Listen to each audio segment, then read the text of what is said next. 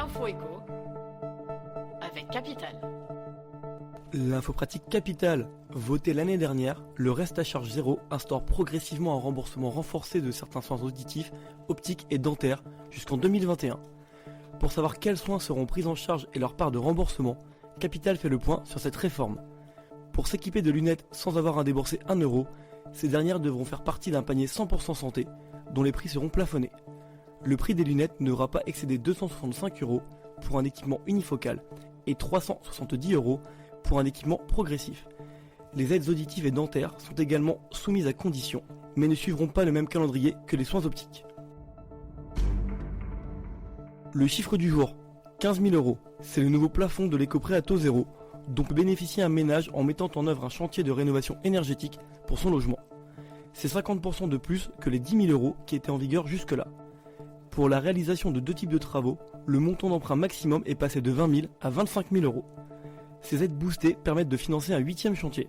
Il s'agit de la dépose d'une cuve à fioul, nouvellement inclus dans la liste des travaux éligibles. Le coup de gueule du jour est poussé contre les régimes spéciaux de retraite. Alors que Jean-Paul Delevoye, le haut commissaire chargé de la réforme des retraites, a annoncé son entrée au gouvernement, de nombreuses questions restent en suspens. Pierre-Édouard Ducret, directeur des études chez Sauvegarde Retraite, insiste sur la nécessaire disparition des régimes spéciaux pour que le futur système de retraite soit équitable.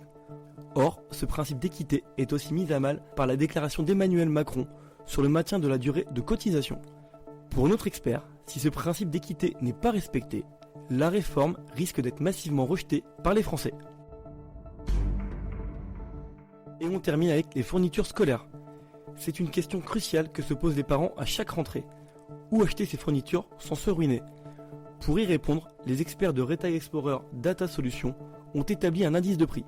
Pour Capital, ils ont étudié les prix moyens de 45 références de fournitures scolaires de marque nationale. Et à ce petit jeu, une enseigne se détache clairement. Leclerc est la moins chère pour les fournitures scolaires. Carrefour et Auchan complètent le podium.